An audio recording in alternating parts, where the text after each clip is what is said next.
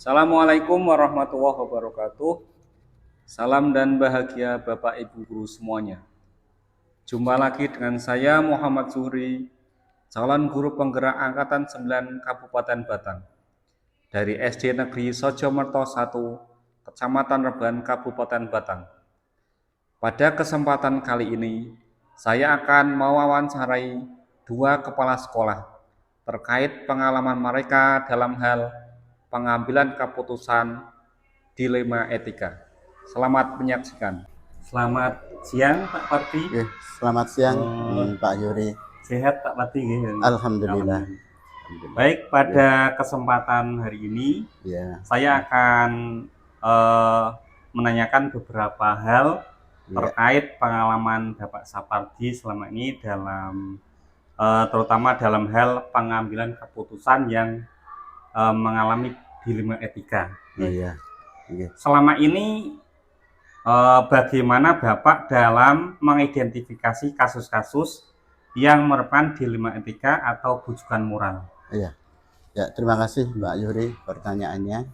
Jadi dalam kita bekerja sehari-hari, kita tidak terlepas dari dua hal tersebut, yaitu antara dilema etika dan bujukan moral. Kita harus bisa membedakan. Yang pertama yang terkait dengan dilema etika itu situasi di mana kita dihadapkan pada dua hal yang sama-sama benarnya. Sedangkan pada bujukan moral kita dihadapkan pada situasi di mana kita harus memilih mana yang benar dan mana yang salah. Nah, dari dua hal tersebut menurut pengalaman saya selaku kepala sekolah, nah itu lebih sulit yang dilema etika. Karena dua hal yang sama-sama benar dan harus bisa membedakan mana yang lebih, mana yang perlu diambil keputusannya. Demikian. Jadi kalau dilema etika itu benar lawan benar, gitu. Bujukan moral benar dan salah. Baik, Bapak. Selanjutnya yaitu selama ini bagaimana Bapak menjalankan pengambilan keputusan di sekolah Bapak? Maksudnya terutama untuk kasus-kasus di mana ada dua kepentingan yang sama-sama benar atau sama-sama mengandung nilai kebajikan. Tadi di atas sudah disebutkan tentang dua hal itu. Maka dalam pengambilan keputusan kita harus memperhatikan beberapa paradigma. Paradigma yang pertama adalah individu dan lawan masyarakat. Individu lawan masyarakat, di mana pada paradigma ini ada pertentangan antara individu yang berdiri sendiri melawan sebuah kelompok yang lebih besar, di mana individu itu menjadi anggota dari masyarakat tersebut. Yang kedua, rasa keadilan lawan rasa kasihan. Dalam paradigma ini ada pilihan antara mengikuti aturan tertulis dengan tidak mengikuti aturan sepenuhnya. Dan yang ketiga, kebenaran lawan kesetiaan. Kejujuran dengan kesetiaan seringkali menjadi nilai yang bertentangan dalam suatu dilema etika. Kadang kita perlu untuk membuat pilihan antara perilaku jujur dan perilaku setia, berlaku setia atau bertanggung jawab kepada orang lain. Dan yang keempat, jangka pendek lawan jangka panjang. Ini paradigma ini paling sering terjadi dan mudah diamati. Kadang kita perlu memilih antara yang kelihatannya terbaik untuk saat ini dan juga terbaik untuk masa yang akan datang. Nah, kita dari keempat paradigma itu, kita kalau mengambil keputusan atau kita sesuai dengan kondisi dan situasi dan kondisi. Dilihat situasi dan kondisinya, Bapak. Yang tepat bagaimana. Pertanyaan selanjutnya ini, Bapak. Apakah Bapak memiliki sebuah tata kelola atau jadwal tertentu dalam sebuah penyelesaian kasus dilema etika? Apakah Bapak langsung menyelesaikan di tempat atau memiliki sebuah jadwal untuk menyelesaikannya. Terus bentuk atau prosedur seperti apa yang Bapak jalankan? Iya. Biasanya kalau saya Pak Yuri, kalau saya menghadapi permasalahan itu kita tidak usah menjadwal kapan untuk menyelesaikannya. Jadi supaya kalau ada permasalahan itu segera teratasi, maka kita cari di antara permasalahan itu mana yang urgen, mana yang penting, dan diselesaikan dulu. Jadi supaya tidak berlarut-larut masalahnya. Gitu Bapak. Terus Bapak ini selanjutnya yaitu, adakah seseorang atau faktor-faktor apa yang selama ini mempermudah atau membantu Bapak dalam pengambilan keputusan dalam kasus-kasus yang dilema etika? Iya, baik. Pengalaman yang kita lalui, Pak Yuri, jadi mungkin panjenengan juga sering melihat, jadi kalau ada permasalahan, kalau ada kejadian yang terkait dengan dilema etika tadi, biasanya saya mengajak bicara dengan stakeholder yang ada, dengan baik itu intern atau bahkan kepada ekstern, pada luar, bisa kepada teman guru, kepada wali murid, atau bahkan pada komite. Yang terakhir mungkin bahkan kita bisa konsultasi dan minta petunjuk pada atasan. Jadi semua yang berkepentingan melibatkan. Baik, selanjutnya Bapak ini dari semua hal yang telah Bapak sampaikan di awal tadi, sudah disampaikan tadi bahwa pembelajaran apa yang dapat Bapak petik dari pengalaman Bapak mengambil keputusan dilema etika? Oke. Dari pengalaman kita bekerja pada institusi pendidikan, kita sering dihadapkan pada bujukan moral dan dilema etika. Pada kondisi bujukan moral, kita pasti dapat berpegang pada aturan dan norma yang berlaku, karena dalam bujukan moral itu hanya ada dua hal, yaitu hanya benar dan salah. Jadi jelas benar dan salahnya. Tapi dalam hal dilema etika, kita harus banyak pertimbangan, karena dua hal itu kadang bertentangan, tapi dua hal itu sama-sama benar. Baik Bapak. Pertanyaan selanjutnya ini Bapak, terkait langkah-langkah atau prosedur seperti apa yang biasa Bapak lakukan selama ini? Jadi dalam hal penyelesaian masalah dilema etika, itu kita ada langkah. Langkah itu ada 9 langkah, dan ada 9 langkah dan beberapa pengujian dalam pengambilan keputusan. Dari langkah dan pengujian tersebut saya akan melaksanakan sesuai dengan urutannya, sehingga saya mendapat hasil pengambilan keputusan yang tepat dan berimbang demi kepentingan bersama dan mengutamakan kepentingan sekolah serta peserta didik. Jadi dalam pengambilan keputusan tadi harus ada langkah-langkahnya, harus berurutan. Baik Bapak. Ini selanjutnya, pertanyaan selanjutnya yaitu, hal-hal apa saja yang selama ini Bapak anggap efektif dalam pengambilan keputusan pada kasus-kasus yang dilema etika? Baik, selama ini yang saya anggap penting adalah karsa. Yaitu karsa merupakan suatu unsur yang efektif karena tidak terpisahkan dari perilaku manusia. Karsa ini pun berhubungan dengan nilai-nilai atau prinsip-prinsip yang dianut oleh seseorang, disadari ataupun tidak. Nilai-nilai atau prinsip-prinsip inilah yang mendasari pemikiran seseorang dalam mengambil suatu keputusan yang mengandung unsur dilema etika. Kemudian etika tentunya bersifat relatif dan bergantung pada kondisi dan situasi, dan tidak ada aturan baku yang berlaku. Gitu. Jadi menurut Bapak Sapardi yang paling efektif itu Karsa gitu. Iya. Oke, Bapak, ini pertanyaan terakhir nih Bapak. Iya, Hal-hal apa saja yang selama ini merupakan tantangan dalam pengambilan keputusan pada kasus-kasus dilema etikanya? Ini tantangan apa yang terkait dilema etika? Ya, tantangan yang di lingkungan saya untuk dapat menjalankan pengambilan keputusan terhadap kasus-kasus dilema etika diantaranya adalah merubah mindset dari warga sekolah untuk dapat melaksanakan keputusan yang dibuat.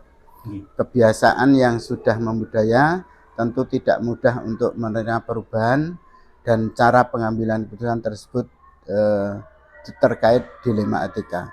Tentu hal ini erat kaitannya dengan perubahan paradigma di lingkungan saya. Karena saya sadari Bapak Ibu guru pasti mempunyai keberagaman pola dan pola pikir sehingga tidak mudah menerima perubahan yang ada butuh waktu untuk berproses. Jadi tantangan yang paling besar itu merubah mindset dari warga sekolah gitu. Tentang itu tadi. Baik, terima kasih Bapak Sapardi atas waktunya. Semoga ini menjadi pelajaran, menjadi pedoman untuk kita semua dalam mengambil keputusan, terutama keputusan yang dilema etika. Sama-sama, semoga bermanfaat untuk semuanya. Selamat siang Pak Muji. Selamat siang juga Pak Yuri. Ya, Pak Muji, pada kesempatan kali ini saya akan menanyakan beberapa hal terkait pengalaman Bapak selama ini, terutama dalam hal pengambilan keputusan yang mengalami dilema etika. Selama ini bagaimana Bapak dapat mengidentifikasi kasus-kasus yang merupakan dilema etika atau bujukan moral? Untuk menghadapi dilema etika itu saya sebagai seorang kepala sekolah itu dihadapkan dengan berbagai masalah yang kadang saya anggap itu sulit atau dalam mengambil suatu keputusan. Namun saya harus mengambil keputusan dengan cepat dan tepat.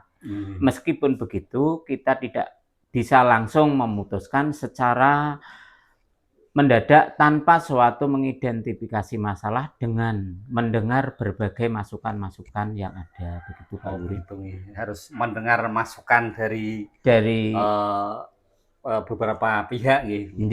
Baik, selanjutnya yaitu selama ini bagaimana Bapak menjalankan pengambilan keputusan di sekolah Bapak, terutama untuk kasus-kasus di mana ada dua kepentingan yang sama-sama benar atau sama-sama mengandung nilai kebajikan? Saya sebagai kepala sekolah itu kita harus melihat situasi dari berbagai sisi atau sudut. Biasanya saya meminta masukan dari kawan sejawat atau Bapak Kepala Sekolah. Setelah mendapat masukan dari Bapak Kepala Sekolah sejawat itu, kita terus melakukan tindakan kepada lingkungan sekolah meskipun tidak memungkinkan kita dapat memuaskan semua pihak. Selanjutnya yaitu terkait yang sudah disampaikan di awal tadi. Selanjutnya langkah-langkah atau prosedur seperti apa yang biasa Bapak lakukan selama ini? Saya dalam mengambil suatu langkah itu langkah pertama yang akan saya pahami itu kasus yang terjadi atau permasalahan yang saya hadapi. Itu kemudian mengumpulkan atau kita minta pendapat atau sharing dengan kepala sekolah untuk memberikan masukan. Setelah itu masukan itu kita bawa ke rapat kepada tenaga kependidikan. Namun menemukan keputusan bersama, maka dilakukan voting. Begitu. Keputusan diambil dengan catatan dan dilaksanakan penuh dengan tanggung jawab dan merupakan keputusan yang diambil berdasarkan musyawarah. Oh, baik. Selanjutnya itu terkait hal-hal apa saja yang selama ini Bapak anggap efektif dalam pengambilan keputusan, terutama pada kasus-kasus dilema etika. Iya, saya mengambil suatu tindakan kasus dilema etika itu memang menghadapi secara efektif apabila apa yang saya inginkan dan yang diinginkan oleh para guru-guru bisa satu suara dan bisa berjalan dengan lancar. Berarti yang dianggap itu apabila berjalan dengan lancar. Iya, iya.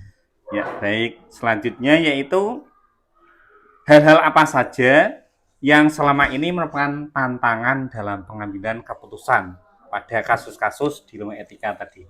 Untuk tantangan yang saya hadapi itu kadang bersifat individu atau personal, ya. Terus saya sebagai kepala sekolah itu dihadapkan dengan mayoritas keinginan guru-guru. Jadi kita itu timbulnya suatu perbedaan atau ide atau harapan dari masing-masing guru itu kita harus adanya keinginan, saya juga keinginan guru-guru itu disatukan dalam, itu merupakan tantangan yang saya hadapi. Berarti antara kepentingan dari guru-guru ya untuk diambil keputusan bersama gitu Bang. Iya. Selanjutnya yaitu apakah Bapak memiliki sebuah tata kala atau jadwal tertentu dalam sebuah penyelesaian kasus dilema etika? Apakah Bapak langsung menyelesaikan di tempat atau memiliki sebuah jadwal untuk menyelesaikannya? Bentuk atau prosedur seperti apa yang Bapak jalankan? Ini namanya suatu masalah ya. Masalah itu kan timbul dengan tidak diduga di nalar kita. Itu saya tidak membuat jadwal. Selagi ada suatu permasalahan yang harus kita selesaikan, ya segera kita selesaikan. Sehingga kita tidak terjadi suatu penumpukan suatu tugas. Berarti kalau ada masalah langsung diselesaikan, tidak menunggu jadwal langsung. Ya. Baik Bapak. Selanjutnya ini Bapak, adakah seseorang atau faktor-faktor apa yang selama ini mempermudah atau membantu Bapak dalam pengambilan keputusan dalam kasus-kasus dilema etika? Untuk mengambil suatu tindakan itu khususnya dari keluarga juga mempengaruhi. Itu harus ada dukungan. Terus dari keluarga itu bisa keluarga SD dari guru-guru, terus dari tim sekolah seperti komite, wali murid dan lingkungan, itu sangat membantu saya di dalam menghadapi kasus-kasus yang dilema etika begitu. Berarti banyak pihak yang terlibat bisa rekan sejawat, bisa komite sekolah dan lain yang berkepentingan gitu. Iya. Baik. Ini pertanyaan terakhir Bapak untuk kali ini, yaitu dari semua hal yang telah disampaikan tadi, pembelajaran apa yang Bapak petik dari pengalaman Bapak mengambil keputusan dilema etika? Saya namanya kepala sekolah itu tidak berhenti cukup di sini. Harus mau dan harus siap untuk belajar, karena saya di sini baru menjabat 1 tahun 10 bulan, sehingga saya harus banyak pengalaman kita dengan sekolah-sekolah atau kepala sekolah yang lain, sehingga sekolah saya yang berada di wilayah terpencil itu dengan budaya dan kebiasaan kultur daripada masyarakat yang berbeda itu dapat menentukan dan dalam saya mengambil suatu keputusan yang saya hadapi seperti itu. Terima kasih Bapak atas waktunya dalam wawancara kali ini. Semoga yang disampaikan Bapak tadi bisa menjadi pelajaran, bisa menjadi pedoman untuk kita semua dalam pengambilan keputusan, terutama keputusan yang dilema etika tadi. Iya, Terima sama-sama. kasih, Bapak. Ya, Nggih. sama-sama juga. Terima kasih.